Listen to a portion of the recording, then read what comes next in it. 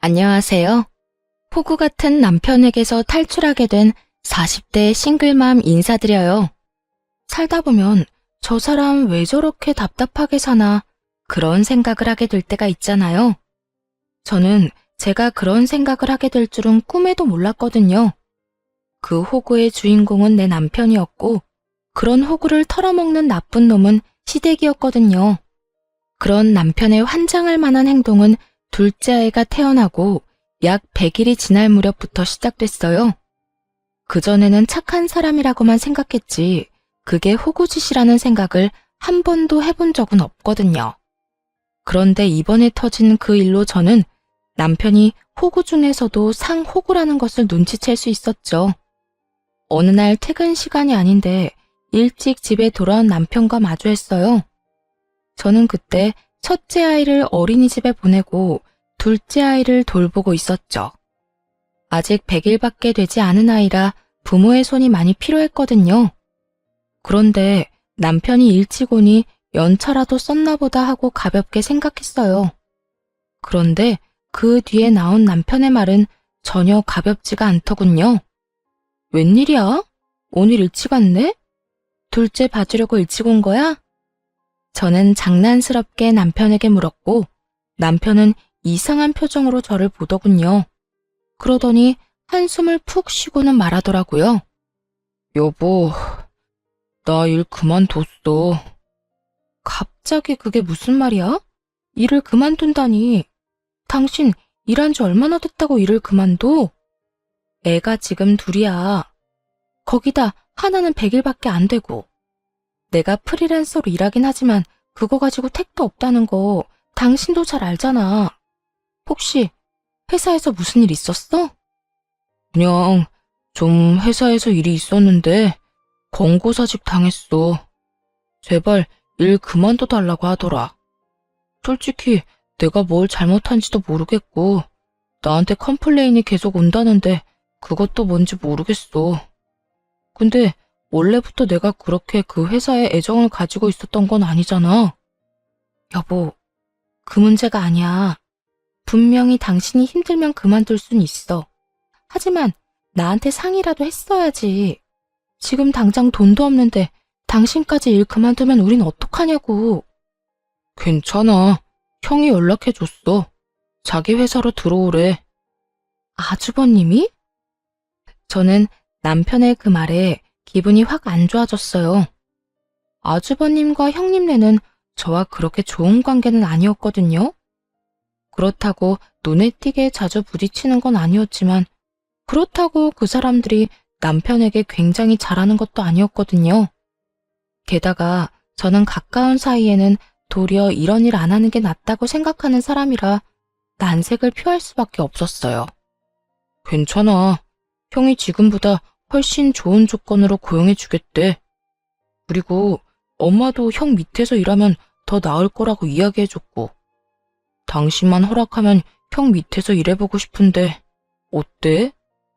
미안한데 나는 정말 별로야. 당신도 알겠지만 아주버님 딸밖에 없다고 어머님이 매번 뭐라고 하시잖아. 그러면서 우리 애들은 두둔하니까 그거 눈치 보는 것만으로도 나는 버거워. 혹시라도 당신이 형 밑에서 일하다가 어머님 한마디에 서운해서 당신한테 해코지 할까봐 겁도 나고. 솔직히 나는 시댁도 아주버님도 가까이 하고 싶진 않다고. 내 자식 좋은 대접 받는다고 남의 자식 힘든 거 보고만 있는 것도 좀 아니잖아. 당신이 아주버님네랑 가까워지면 가까워질수록 그런 상황이 더 많을까봐 걱정부터 된다고. 무슨 생각을 그렇게까지 해? 그런 거 아니야. 어머니는 우리 애들 좋아하는 것뿐이고 형네는 부러워하는 거지. 그냥 그렇게 생각하고 치워. 그리고 지금 당장 어차피 일할 곳도 못 찾아. 아니면 다른 일자리 찾을 때까지만이라도 형 밑에서 일 좀 할게. 당신도 그게 더 편하잖아. 한 달 돈 버는 것도 아까운 처지에. 확고한 남편의 의지에 저는 어쩔 수 없이 허락을 할 수밖에 없었어요. 제 허락이 없다 하더라도 남편은 할 것처럼 보였으니까요. 대신 제가 할 수 있는 말은 그것뿐이었어요. 근로계약서 꼼꼼하게 써. 그리고 계약서에 쓰여 있는 것만 해. 이상한 거 시키고 그러면 꼭 말하고. 난 좀 걱정이야. 당신이랑 10살 이상 차이 나는 형님이 당신을 얼마나 가볍게 보는지 아니까. 혹시나 아무거나 다 시킬까봐 그게 걱정이라고. 괜찮아, 그럴 일 없어. 형이 왜 나한테 그러겠어? 그럼 허락한 걸로 알고 형한테 이야기한다. 즐거워하며 자기 형에게 전화를 거는 남편을 보니 더 이상 뭐라 할 순 없겠더라고요. 그리고 남편도 애가 아니니 자기 앞가림 정도는 알아서 하겠지. 그런 낙관적인 생각도 하고 있었고요. 솔직히 그때는 애 둘을 보느라 진이 다 빠져서 더 깊게 생각하고 싶은 마음도 없었어요. 그런데 한 달, 두 달, 세 달이 지나가면서 저는 점점 제가 그때 남편을 말리지 못했던 것을 후회하게 됐어요. 남편이 아주버님 밑에서 일하면서 하루가 멀다 하고 회식에 야근을 하는 거예요. 이전 직장에서보다 더 많이요. 그러니 오롯이 집안일과 육아는 제 몫이 되어야 했고요. 프리랜서라 남편이 월급만 꼬박꼬박 갖다 준다면 애 보고 집안일하는 거 그렇게 문제는 없었거든요. 그런데 남편은 그렇게 야근과 회식을 하는데도 야근 수당 한 번 받아온 적이 없었어요. 딱 월급만 받아왔죠. 그렇다고 그 월급이 많았냐? 그것도 아니었어요. 300만 원도 안 되는 월급을 주면서 부려먹기는 한 개 끝까지 부려먹히고 있는 거였죠. 남편에게 이야기하려고 몇 날 며칠을 벼르고 있는데 일주일 동안 새벽녘이 다 되어서야 들어오더라고요. 그런데 문제는 제가 아니라 저희 아들이었어요.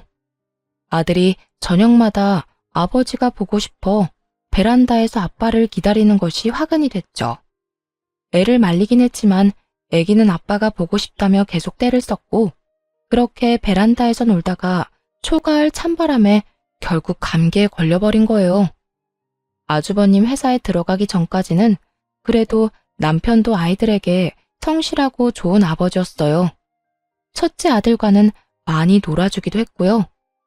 그런데 둘째 아들이 태어나고 나서부터는, 아니, 아주버님 회사에 취직하고 나서부터는 아이들과 놀아준 일도 없고 아이들을 안아준 적도 거의 없었어요. 주말에도 쓸데없는 일로 불려가기 일쑤였으니까요. 그렇게 감기에 걸린 지 며칠 동안 저는 힘든 시간을 보내야 했어요. 첫째 아이가 감기가 걸리니 둘째 아이까지 감기가 걸릴까봐 분리를 시켰어야 했고 그걸 혼자 힘으로 해야 했으니까요. 결국 터지다 못해 남편에게 전화를 하려던 찰나 아들의 몸이 축 늘어지는 걸 발견했어요. 깜짝 놀라 체온계를 재보니 열이 엄청 올랐더군요. 39도까지 올라가는 열 때문에 깜짝 놀란 저는 남편에게 전화를 했어요. 남편이 집에 올 시간쯤이었거든요. 남편이 퇴근해서 집에 오면 아이 둘을 데리고 병원을 갈 생각으로 남편에게 전화를 한 거였어요. 당신 지금 어디야? 집에 안 와? 퇴근 시간이잖아. 뾰족하게 곤두서 있는 제 목소리에 남편이 신경질적으로 이야기하더군요. 갑자기 왜 전화해서 짜증이야? 나 오늘 회식이라고. 밥 먼저 먹든지 알아서 해. 내가 그깟 밥 때문에 전화한 줄 알아? 지금 첫째 열나서 병원 가야 해. 내가 애들 둘을 다 데리고 혼자 병원을 어떻게 가? 둘째가 아직 돌도 안 지났는데. 당신이 와야 병원이라도 갈 거 아니야. 나 없으면 아무것도 못해? 그럼 택시라도 타고 가. 네가 없어서 아무것도 못하는 게 아니라 이럴 때라도 좀 곁에 있으라고 전화를 한 거야.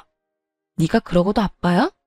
애가 너 찾다가 감기 걸리고 열까지 나는데 제정신이면 회식 제쳐두고서라도 달려와야지.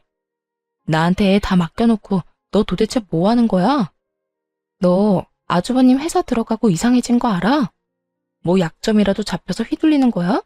아니면 나랑 헤어지고 싶어서 선 긋는 거야? 그런 거 아니야. 제발 좀 그만해. 어쨌든 나 오늘 일찍 못 들어가니까 당신 알아서 애 병원 데리고 가든지 해. 남편 목소리 너머로 들리는 아주버님의 웃는 목소리 때문에 저는 더 열이 받았어요. 남편이 제 이야기를 듣지도 않고 바로 전화를 끊어버리자 저도 열이 받을 대로 받았죠. 그래서 둘 다 엿 한 번 먹어봐라 하는 심정으로 시모에게 전화를 걸었어요. 그래, 무슨 일이냐 갑자기. 애가 아프다고 하지 않았어? 네, 어머님. 지금 아기가 열이 심해서 병원을 가봐야 할 것 같아요. 근데 애 아빠가 오늘 회식이라서 늦는다고 하네요. 죄송하지만 차가 없어서 그런데 어머님이 차 몰고 와주시면 안 될까요? 지금 둘째도 감기 기운이 있어서요. 뭐? 아니, 이 녀석은 애가 아프다는데 무슨 야근이야? 알았어. 잠깐만 기다리거라. 내가 차 몰고 가마. 시모는 참 옛날 사람이었어요. 남아 선호 사상 아시죠? 딸만 셋인 아주버님네 손녀들보다 저희 집 손자들을 더 관심 있게 지켜보셨죠.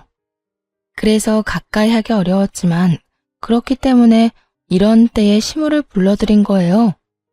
귀한 손주 내팽개친 남편놈과 아주버님 욕 좀 보시라고요. 시모가 차를 몰고 와서 부랴부랴 병원으로 갔어요. 첫째는 감기에서 폐렴으로 진행이 된 상황이었고 둘째도 감기 초기였죠. 폐렴이라는 얘기에 시모가 저에게 화를 내더군요. 너는 일하는 것도 아닌 게 도대체 집에서 뭐 하느라 애를 이 지경으로 방치를 시켜? 우리 귀한 손주들한테 무슨 일 생기면 어쩌려고 그래? 너 정말 정신 안 차릴 거니? 도대체 폐렴이 뭐야, 폐렴이? 어머님, 제가 열심히 하고 싶어도 할 수가 없는 게 현실이에요. 첫째가 왜 아픈지 말씀드릴까요? 첫째요, 아빠 보고 싶어서 베란다에서 아빠 기다리다가 초가을 날씨에 감기 걸린 거예요. 그런데 이 사람이 애가 그렇게 감기 걸린 걸 알고도 집에 들어오질 않고 매일 새벽에 들어오니 애기는 더 애 같아고 그러다 보니 폐렴으로 진행된 거고요. 이게 제가 막는다고 막아지는 일이에요? 애가 아빠 보고 싶다는 걸 그럼 어떻게 말릴까요? 그리고 저도 이제 마냥 애만 볼 수도 없어요. 남편 월급 300만 원도 안 되게 벌어오는데 지금 애들 독방 육아에 집안일까지 제가 다 해야 하고 생활비조차 제대로 나오지 않아서 저도 일해야 할 판이라고요. 그런데 더 열받는 건 이 와중에 회식을 자기 돈으로 하고 있더라고요. 남편 말로는 아주버님이 나중에 다 돌려준다고 얘기했는데 그 말만 벌써 2달째예요. 돈 돌려준 적 없고요. 제가 이렇게 살아서 뭐해요? 애는 아빠 기다리는데 아빠는 매일 회식에 야근이지. 야근 수당도 안 나와서 생활비는 매달 부족하지. 저 이번 달에 남편 얼굴 제대로 본 거 5일도 안 돼요. 어머님, 이런 식으로 일하는 게 맞나요? 아주버님 직장에 괜히 보낸 것 같아요. 애한테도 몹쓸 짓이고. 제 말에 시모가 깜짝 놀랐어요. 그런 상황이라고는 전혀 상상도 못하고 있던 것 같더군요. 노발대발한 시모가 당장 아주버님에게 전화를 걸더군요. 그리고는 당장 소아과 앞으로 오도록 이야기하더군요. 너 동생 데리고 쓸데없는 일 하고 다닐래? 무슨 야근이랑 회식이 이렇게 많아? 너 동생 그러려고 데리고 갔니? 엄마가 이야기했지? 동생 제대로 돌봐주라고. 너 때문에 빚 못 보고 살았어도 네 동생이고 우리 손주들 아빠야. 너 동생한테 잘해야 한다고 몇 번을 이야기했어? 이런 식으로 늦게까지 애 데리고 있지 마. 쓸데없는 일 가지고 우리 손주들이 아빠 보고 싶은데 아빠도 못 보게 하는 게 말이 돼? 그리고 월급은 왜 또 그렇게 적게 줘? 야근 시켰으면 수당도 맞게 챙겨줘야지. 동생을 무슨 하인처럼 부려먹어? 어머니, 그런 게 아니고 직원들 사기 차원에서 그런 거고 돈은 곧 주려고 했어요. 야근도 회식도 한 달에 한두 번이면 되지. 곧 주려고 했어가 아니라 지금 당장 줘. 내가 보는 앞에서. 그리고 한 번만 더 우리 손주들 안 좋은 소식 들리면 그때는 너라도 용서 못해. 알아들어? 따끔한 시모의 말 때문인지 그 뒤로 남편의 야근과 회식은 확연히 줄었어요. 그리고 돈도 제대로 받았죠. 그것만으로도 좀 숨통이 트이더군요. 그러나 그 뒤로 아주버님은 저를 눈의 가시처럼 여기기 시작했죠. 그리고 그건 형님도 마찬가지였어요. 형님은 아주버님과 결혼해서 딸만 셋을 낳았어요. 요즘 같은 시대에 딸이 더 좋다고 하고 저도 딸을 원했지만 이 시댁만큼은 다른 나라 이야기였죠. 아들을 낳지 못한 것이 죄인이 되는 곳이 바로 이곳이었으니까요. 남편이 시모에게 인정을 받지 못해도 저희가 그나마 시댁의 도움을 받으며 살 수 있던 것은 저희 두 아들 덕분이기도 했어요. 형님네가 아들이 없으니 자연스레 시모의 관심이 저희 아들들에게로 향했으니까요. 그런데 그 시모의 관심이 이런 무참한 일을 불러일으킬 줄은 저도 상상조차 못했어요. 제가 졸도할 만큼 충격적인 소리를 들은 건 둘째가 돌이 될 무렵이었어요. 그게 무슨 말이야? 우리 애들을 아주버님 집에 입양을 보내자고? 당신 미쳤어? 그게 왜 미칠 일이야? 형님네 딸밖에 없잖아. 그래서 어머니가 우리 애들 둘 중에 한 명을 형 아들로 보내자고 말씀하셨어. 벌써 오래전부터 어른들 사이에 이야기 나왔던 걸로 아는데? 아니, 그런 걸 왜 어른들이 결정하는 거야? 우리 애들 일이잖아. 애들이 어떻게 하고 싶은지 물어봐야지. 그리고 아직 어린애를 엄마와 떼어놓는다고? 상식적으로 이해가 가? 다 커서 데려간다고 하면 애한테 물어보기라도 하지. 어릴 때 데려가겠다는 건 나랑 연을 끊어놓겠다는 거랑 뭐가 달라? 아무것도 모를 때 보내는 게 낫지. 그리고 생각해봐. 별거 없는 우리 집에서 지내는 것보다 형님네에서 누릴 거 다 누리면서 지내는 게 더 낫다고 생각하지 않아? 그건 당신 생각이지. 지금 애들한테는 정서가 더 중요해. 근데 거긴 지금 이미 3명이나 자식이 있잖아. 게다가 당신 아주버님이랑 형님이 우리 애한테 잘해줄 거라고 생각해? 여태껏 딸만 낳았다고 어머님한테 그렇게 구박을 받은 형님이? 갑자기 아들 생기면 잘됐구나 하고 잘해줄 거라고? 당신 바보야? 그건 네 편견이고 그런 식으로 좀 생각하지 마. 어디 모르는데 보내냐? 그런 것도 아니잖아. 다 지들 좋으라고 하는 일인데 당신도 너무 고깝게 보지 말고 이해를 좀 하려고 노력을 해. 아니, 난 절대 못해. 나는 우리 애들 다른 데 입양 보낼 생각 없어. 당신이 만약에 우리 애들 계속 다른 사람한테 넘기려고 하면 난 절대로 당신 용서 안 할 거야. 무슨 일이 있어도 애들만은 지킬 거라고. 아, 됐어. 됐으니까 그만 이야기해. 어차피 당신이 거절하든 말든 그렇게 될 일이야. 부모님이 그렇게 하자고 했으니까 당신이 싫어해도 그렇게 될 거야. 여보, 야! 남편은 제 말도 듣지 않고 나가버리더군요. 이 인간이 정신을 놨나 싶었어요. 어떻게 자기 자식을 이렇게 아무렇지 않게 보낼 생각을 해요? 이미 애가 셋이나 있는 집에 저희 애를 보내자는 것도 마음에 안 들었고 저희 아들에게 안 좋은 감정을 가지고 있는 형님네라는 것도 더 마음에 안 들었어요. 죽었다 깨어나도 저는 아이를 그 집에 보낼 생각은 없었어요. 그런데 그날 남편과 싸운 저녁, 남편이 사용한 카드 내역이 제 폰으로 날아왔더군요. 평상시에는 쓰지도 않는 제 이름으로 된 카드였는데 무슨 정신인 건지 그 카드를 사용한 것 같더라고요. 그런데 그 내역이 모텔이었던 거죠. 집에 원자폭탄 수준의 폭탄을 터뜨려 놓고 모텔이라니. 기가 차서 말도 안 나왔지만 순간 이걸 이용하면 나중에 애 때문에 우리가 이혼하게 되더라도 좋은 변명거리가 되지 않을까 하는 생각에 그 다음 날부터 몰래 남편의 뒷조사를 부탁했어요. 그리고 저는 일주일 만에 아주 중요한 사실 2가지를 알게 됐죠. 남편이 웬 젊은 여자를 거래 내역에 나온 모텔에 데려다 준 건 맞더라고요. 그런데 알고 보니 그 여자는 남편의 상간녀가 아니었어요. 조사한 사람들에 의하면 그곳에 나타난 사람은 다른 사람이고 그 사람이 같은 직장 사람이라고 했어요. 그 사람이 보여준 사진을 보고 충격을 받았어요. 그 사진 속 남자는 아주버님이었으니까요. 아주버님이 젊은 여자와 바람을 피고 있었고 더 조사를 해보니 그 여자와 아주버님 사이에 아들도 하나 있더군요. 저는 속으로 잘 됐다 하고 외쳤어요. 저 남자아이가 아주버님의 아이라면 굳이 저희 애들을 데려갈 필요가 없으니까요. 그 애를 데려오면 저절로 모든 문제가 해결될 일이었죠. 그리고 며칠 지나지 않아 시모가 저희를 집으로 불렀어요. 남편이 아무 말 없이 자연스럽게 행동하는 걸 보니 아마 저희 애들을 아주버님의 호적에 올리는 일로 부르는 것 같더군요. 저는 마음을 단단히 먹었어요. 제가 앞으로 할 일이 형님네 집안을 풍비박산으로 만드는 한이 있더라도 제 아이들을 지키겠다고 다짐했으니까요. 자, 다들 왔으니 이야기해볼까 한다.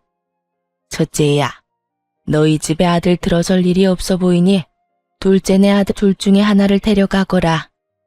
그리고 네 호적에 넣고 네 자처럼 키워. 이 아버지가 이룩한 거, 네 조부모님이 이렇게 만든 거 모두 장남 장손에게 물려줄 거다. 그런데 지금 대를 이을 아들을 네가 낳지 못하고 있으니 조상님 뵐 낯이 없어. 이렇게 시간 끌지 말고 아직 애들 어릴 때 너희들 자식으로 데려가서 열심히 키워. 그 이야기에 저보다 더 깜짝 놀란 사람이 형님이었어요. 미리 언지를 받았던 저와는 달리 그런 이야기를 들은 적도 없던 모양이더라고요. 형님이 비명 같은 소리를 지르며 말하더군요. 어머님, 그게 무슨 소리예요? 요즘 세상에 아들, 딸이 뭐가 그렇게 중요해요? 저희 딸들 중에 뛰어난 애도 얼마든지 많고 제 아버지 회사 이어받겠다고 하는 애들도 있어요. 그런데 굳이 조카까지 데려와서 저희가 키울 필요가 있나요? 그럼 네가 아들을 낳지 그랬냐? 아들 하나 낳아주지도 않으면서 시집 가면 출가 외인 될 딸년들만 주렁주렁 낳아놓고 넌 도대체 무슨 배짱으로 그런 얘기를 하니? 옛날 같았으면 너는 둘째 낳고 이미 친정으로 돌아갔을 팔자야. 어머님, 그래도 이건 너무하세요. 남의 애를 키우라는 말을 어떻게 이렇게 쉽게 하세요? 저보다 더 발악하는 형님을 시모가 싸늘한 눈길로 바라보더군요. 시모 눈에 형님은 죄인이나 다름없었으니 어쩔 수 없었어요. 형님이 무슨 말을 해도 듣지 않을 게 뻔했어요. 어머님, 제가 드릴 말씀이 있어요. 아주버님한테 아들이 없다는 이유로 지금 저희 애들 아주버님 아들로 입양시키겠다는 거잖아요. 그렇게 안 하셔도 될 것 같은데요. 그게 무슨 말이냐? 첫째는 딸만 셋이야. 딸한테 다 물려주자는 말이야? 대 끊기게 하고. 아니요, 그게 아니라 사실 얼마 전에 저희 남편이 제 카드로 모텔을 간 적이 있더라고요. 그래서 남편이 바람이라도 났나 싶어서 조사를 했더니 남편이 바람난 게 아니라 다른 사람이 바람이 났더라고요. 그 바람난 사람이 아주버님이었고요. 그런데 아주버님이랑 상간녀 사이에 아들이 하나 있더라고요. 아주버님이랑 무척 친해 보이던데? 그 아이 아주버님네 아들 맞죠? 뭐라고? 죄수씨, 동서, 도대체 무슨 말을 하는 거야? 제 말에 집안이 한바탕 뒤집어졌어요. 형님은 제게 무슨 소리 하느냐며 말도 안 되는 소리 하지 말라며 소리를 질렀고 아주버님은 저를 째려보기만 하더군요. 그런 아주버님을 보며 말했어요. 어머님, 저는 저희 애들 아주버님네 보낼 생각 절대 없어요. 그러니까 그 아들 데리고 와서 손수 삼는 게 어떨까 싶네요. 아주버님 아들이기도 하고. 재수씨, 지금 뭐 하는 거예요? 어떻게 내 뒷조사를 할 수가 있어? 그러는 재수씨는 털어서 먼지 하나 안 나올 것 같아? 나도 당신 뒷조사 한번 해볼까? 뒷조사 하시든 말든 상관없는데 저는 제 아이 지키기 위해서라면 뭐든지 합니다. 그리고 뭐라도 이용해야죠. 어차피 데려가서 곱게 키울 것도 아니면서. 제 남편한테 하는 것만 봐도 애한테 어떻게 할지 안 봐도 뻔하지 않나요? 여보, 그만 좀 해. 도대체 왜 이러는 거야? 왜 그런 얘기하기를 여기서 하는 거냐고. 여기 아니면 어디서 해? 여기서만 할 수 있는 말이잖아. 우리 애들 안 뺏기려면 무슨 말인들 못해? 당신이야말로 도대체 무슨 생각이야? 애들을 어떻게 그렇게 쉽게 준다 말해. 애는 너 혼자 낳았어? 야, 안 되겠다. 너 재수 씨랑 이혼해. 어떻게 사람이 사리분별도 못하고 집에 논란만 일으키는지 모르겠네. 당신 진짜 이런 식으로 나오면 형님 말대로 나 당신이랑 이혼할 수도 있어. 이혼? 나야말로 원한다, 이 정신 나간 놈아. 당신이랑 결혼 생활 유지해봤자 내 새끼 남의 집에 뺏기는 거밖에 더 있어? 나는 내 새끼 절대로 뺏길 생각 없어. 우리 이혼하더라도 친권 양육권은 내가 다 가져갈 거야. 그건 당신도 못 막아. 왜 내가 못 막아? 내가 아빠인데. 내가 원하면 애들 다 내가 데려올 수도 있어. 결국 애 입양과 관련된 주제는 변질되어 저희 부부 이혼 이야기로 확대되어 버렸어요. 그러자 시모가 소리를 지르더군요. 다들 조용히 하거라. 왜 갑자기 이런 이야기가 나온 거니? 그리고 왜 갑자기 첫째네 이야기까지 나온 거야? 그런 방법을 찾을 만큼 제가 절박하다는 뜻이에요. 저는 아무리 어머님 뜻이라도 애들 못 줘요. 그렇게 싫어? 이혼을 하고 싶을 정도로? 그런데 나도 우리 손주들은 포기 못한다. 이혼하고 싶으면 하렴. 나는 절대로 애들 친권이랑 양육권은 너한테 넘길 생각 없으니까. 그리고 첫째, 넌 네 상간녀랑 애 데리고 한번 집에 와라. 내가 보고 결정할 테니까. 제 이혼에 남편보다 시모가 더 큰 산이 되었지만 저는 크게 후회는 안 했어요. 제가 숨겨둔 비장의 수가 있었으니까요. 그렇게 저와 남편의 이혼 소송이 진행됐어요. 그리고 제 예상대로 시모는 아이들의 친권과 양육권을 가져오기 위해 기를 쓰고 소송에 임하더군요. 저도 질 생각은 없었어요. 시부모님은 저희 아이들을 아주버님 집에서 부유하게 키울 수 있다고 설득하려 애쓰더군요. 자칫 잘못하면 능력도 없는 제가 애들 친권을 뺏길 수도 있었죠. 하지만 저희 집 거실에서 녹화된 동영상에 순식간에 그 설득은 묵살되고 말았어요. 야, 저리 안 떨어져? 내가 왜 너희를 돌봐야 해? 어머님도 너무하시지. 어떻게 얘네들을 나한테 맡겨? 오지 말라고. 형님이 다가오는 저희 첫째에게 소리를 지르며 가까이 다가오지 못하게 하는 장면이 찍혀 있었거든요. 내 자식들은 귀여움도 못 받는데 이 조그만한 게 남자라는 이유 하나만으로 우리 애들한테 갈 관심을 다 가져가잖아. 진짜 재수 없는 것들. 생긴 것도 지들 엄마랑 닮은 탓에 더 재수가 없어. 나중에 어머님 재산 얘들한테 다 물려준다고 하기 전에 아들 하나 낳아야 되는데 왜 소식이 없어? 진짜 짜증나 죽겠네. 야, 오지 말라고 했지? 이것들이 벌써부터 말도 안 들어 처먹고 난리야. 저번 시부 생일에 우리 집에 모였던 날의 영상이었어요. 저와 형님, 시모 이렇게 셋이 모여서 시부 생일상을 준비하고 있었는데 그 중간에 제가 모자란 물건을 사러 가야 했죠. 그리고 제가 나간 사이에 시모도 잠깐 형님에게 아이들을 맡기고 나가 모양이었고요.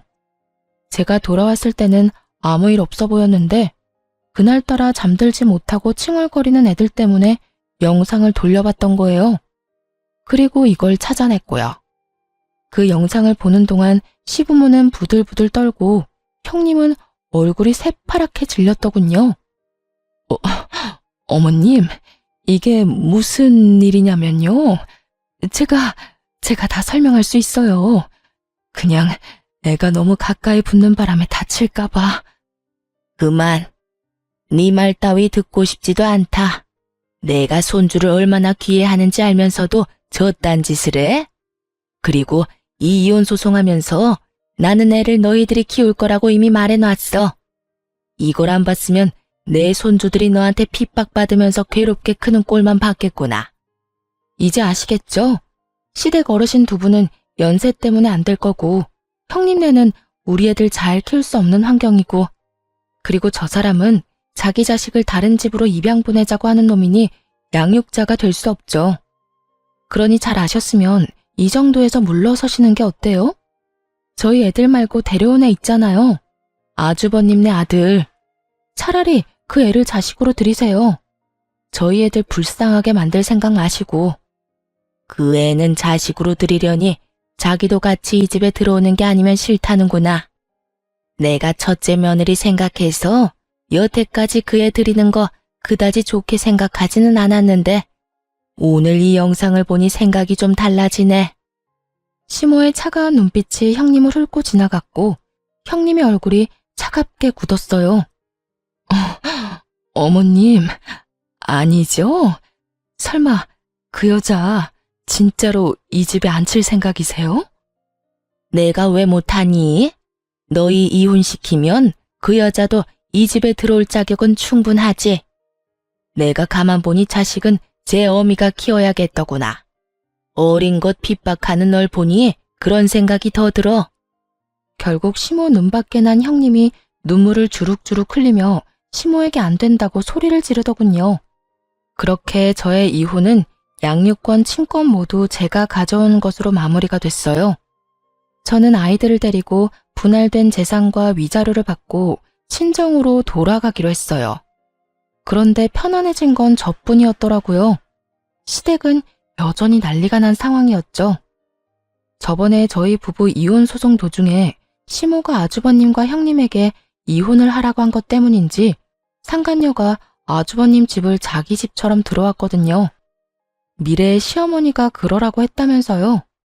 그런데 그렇게 밀고 들어온 날 형님도 무슨 생각인지 시모에게 상간녀의 아들에 대해 친자 검사를 해보라고 했다는 거예요.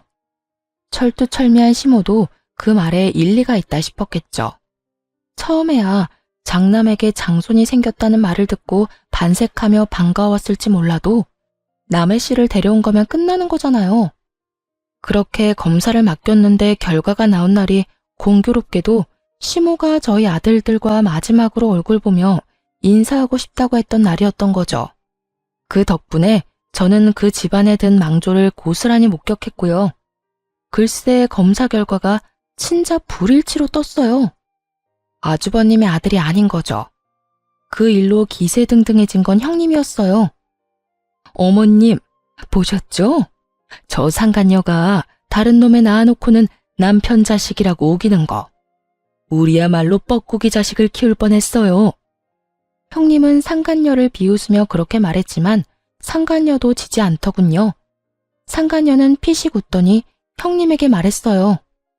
그러는 자기는 굉장히 순결한 척하네. 당신이 나보다 더하면서 어떻게 된 게 애 셋이 전부 남편 자식이 아닐 수가 있대? 그렇게 내놓은 것은 세 딸과 아주버님의 친자검사 결과였어요. 집에 쳐들어와서 뭘 하나 싶었는데 형님네 딸 셋의 친자검사를 맡긴 거였더라고요. 자기 자식이 아주버님의 친자가 아니라는 사실을 알고 물귀신 작전을 쓰려는 생각이었던 것 같더라고요. 내가 아니면 너도 못 가진다. 뭐 그런 생각이었겠죠. 어머님, 아니에요. 설마 애들이 남편 자식이 아닐 리가 없잖아요. 정말로 믿어주세요. 네? 이 미친 것들이 전부 입 닥쳐. 그래, 정리해보면 여기 이 자리에 내 손주가 아니라고 판명된 아이가 넷이나 된다는 거야? 그것도 처대 자식들만. 그렇죠. 그리고 솔직히 저도 좀 억울한 게 제가 이 사람 자식 낳아주고 싶었어요. 그런데 이 사람 무정자증인 거 아세요? 내가 아는 병원 통해서 슬쩍 확인해 본 거예요. 우리한테 뭐라 하실 게 아니라 시 없는 당신 자식한테 뭐라고 해야지. 아주버님의 상간녀는 아주 거침이 없더군요. 이왕지사 이 집안에 못 들어오게 된 거 아예 다 망쳐놓을 생각으로 입을 떠벌리더라고요. 시모가 완전 열이 받아서 상간녀를 내쫓았어요. 그리고 아주버님에게 화를 내더군요. 넌 도대체 뭐 하는 놈이야? 여태껏 네 몸 상태 하나 확인도 못해? 자식이 네 자식처럼 안 생긴 것 같다는 생각도 못했어? 왜 그 모양이야? 우리가 지원을 해주면 지원해주는 만큼만이라도 돌아오는 게 있어야 할 거 아니야? 지금 네 꼴을 좀 봐라. 마누라도 심지어 네 애인마저도 너를 호구로 삼았잖아. 어머니, 제가 당하고 싶어서 당했어요? 쥐들이 속이려고 하는데 제가 어떻게 안 속아요? 너 당장 병원 가서 진짜로 네가 무정자증인지 알아와. 지금 당장. 그리고 첫째 며느리 너. 아니지. 이제는 며느리도 아니지. 니년도 당장 내 눈앞에서 꺼져. 네 새끼들 내 눈앞에 보이기만 해. 시모의 서슬퍼런 노성에 형님도 후다닥 도망갔고 아주버님도 사라졌죠. 저는 태풍같이 지나간 시댁 거실에서 전 남편과 조용히 앉아 있었어요. 오늘이 마지막 날이라는 생각에 가벼운 마음으로 왔는데 이런 즐거운 구경을 할 줄은 몰랐거든요. 속으로는 웃으며 겉으로는 최대한 차분한 표정으로 앉아 있었어요. 그랬더니 시모가 저를 보고 말하더군요. 너도 설마 딴 남자애들 데려온 건 아니지? 그렇다고 보기엔 애들이 둘째 어릴 때랑 똑 닮긴 했지만 이 사람 아이 맞아요. 검사는 해도 상관없는데 검사 후에 애들 데려가지는 못하실 거예요. 저희 이혼했잖아요. 애들 친권은 제가 가지기로 했고. 시모 눈에 후회가 가득 맺히더군요. 이럴 줄 알았으면 그때 무리를 해서라도 애들을 데려왔어야 했다는 표정이었어요. 시모가 전 남편에게 묻더군요. 그러면 너는 정상이겠지. 올해 안에 여자 데려와서 결혼해서 아이 낳도록 해봐. 아들만 낳으면 내가 다 지원해 줄 테니. 어머니, 그런데 어쩌죠? 저 이미 묶었는데요. 그 말에 시모 눈이 동그래지더니 소리를 질렀어요. 뭐를 묶어? 너 설마 진짜로 정관수술한 거야? 미쳤어? 왜 네가 그딴 걸 해? 왜? 구야, 아들이 둘이나 있으니까 더 이상 아들 낳을 필요는 없겠다 싶어서 그냥 묶은 거예요. 저희 형편에 애만 더 늘면 뭐해요? 흥분의 집에 애 늘면 더 가난해지기밖에 더 하겠어요? 왜 네가 흥분의 집이야? 우리가 흥부야? 요즘 어느 흥부가 건물 가지고 있어? 그치만 그거 저한테 주실 생각 없잖아요. 지원도 다 형한테만 해주고 저는 관심 바뀌었잖아요. 결혼할 때도 저희한테 도움 준 것도 없고 생각해보니 진짜 아무것도 해준 게 없잖아요. 형 반만이라도 해줬으면 제가 이런 꼴이진 않겠죠. 말을 하다 보니 빈정이 상하고 자신의 현실이 떠올랐는지 전 남편이 시모에게 대들면서 큰 소리를 치더군요. 그런 둘째 아들 반항을 처음 겪었는지 시모 얼굴이 거의 황당과 경악으로 물들었어요. 너 지금 엄마한테 그게 무슨 말버릇이야? 네가 어떻게 우리한테 그런 말을 해? 키워주는 애도 모르는 배은망덕한 놈. 전 남편과 시모가 한바탕 싸우기 시작하자 저는 그 사람들 몰래 애들 데리고 빠져나왔어요. 그리고 그 뒤로는 그 사람들 소식도 못 들었죠. 궁금하긴 했지만 관심 끊었어요. 지들이야 지지고 볶든 저랑 뭔 상관이에요. 저는 제 갈 길만 열심히 찾아가면 그만인데. 그런데 시부모와 남편이 우리 애들 보고 싶다며 얼굴만이라도 보고 싶다고 하더군요. 우리 애들이 보고 싶어? 어머님이 보고 싶은 거 아니고? 당신은 애들을 남의 집에 넘겨도 되는 애들한테 별 생각 없는 인간이잖아. 내 말 틀려? 그 일은 진짜 미안하다고 생각하고 있어. 형수님이 그런 사람인지도 몰랐고, 형도 그런 일이 있었던 건지도 몰랐으니까. 이혼했지만 면접 교사권이 있으니 어쩔 수 없이 만났어요. 그런데 시모도 같이 나왔더라고요. 제가 그 집에서 나오기 직전까지만 해도 싸우고 있던 두 사람이 화해를 한 건지 임시로 휴전을 한 건지는 모르겠지만 분위기는 나빠 보이지 않더군요. 그런데 두 사람이 하는 말이 더 웃겼어요. 예, 내가 참 미안했다. 애들을 남의 자식으로 보내는 게 엄마 입장에서 얼마나 힘든지 생각도 못했어. 그냥 그렇게 가면 애들한테는 더 좋을 거라는 생각만 했지. 변명하는 건 아니지만 그렇게 첫째 아들로 입양되면 우리 전 재산 다 물려주려고 했으니까. 그러니까 우리 의도가 그렇게 나쁜 것만은 아니었다는 걸 네가 알아줬으면 좋겠구나. 그리고 앞으로 첫째 며느리가 했던 그런 나쁜 일은 절대 없을 거야. 앞으로는 이라는 단어가 무척 거슬리더군요. 그래, 여보. 나도 미안해. 형이 그런 사람인지도 몰랐고 형님도 그런 사람인지 몰랐지. 저 애들 데리고 다시 돌아오면 안 돼? 우리가 더 잘할게. 엄마도 우리 애들한테 다 지원해준다고 했고. 아니, 난 싫어. 자식들한테 사랑 없는 아빠랑은 같이 살고 싶어도 그렇게 못 살아. 이미 신뢰가 다 깨져버렸으니까. 여보, 잘 생각해봐. 아니면 애 하나라도 형 밑으로 넣어주면 안 돼? 대신 부모님이 형 말고 우리 애한테 유산 다 물려주신다는데. 엄마가 우리 애들 친자검사 다 했는데 내 자식이라고 결과 나와서 다 해주신대. 저 모르게 친자검사까지 했다는 말에 헛웃음이 나오더군요. 그 와중에 또 저를 의심해서 그런 짓까지 했다는 게 너무 가소롭고 짜증나서 열받았지만 전 남편이 다시 자기 형 밑으로 애 넣겠다는 말에는 참지 못하겠더라고요. 너 진짜 웃긴다. 또 친자검사는 언제 했대? 의심됐으면 그냥 의심하고 말지. 그랬으면 이렇게 우리 애들 나 찾아와서 그딴 미친 소리는 안 했을 거 아니야. 그래, 우리 애가 네 핏줄인 건 맞아. 그건 빼도 박도 못하는 진실이지. 그런데 왜 굳이 또 아주버님 밑으로 애를 넣으려는 거야? 정신 나갔어? 네가 키우겠다고 했으면 단 1초라도 생각이라는 건 해봤을 거야. 그런데 아주버님은 절대 안 돼.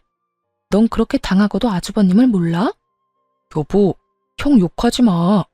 형도 이번에 많이 반성했어.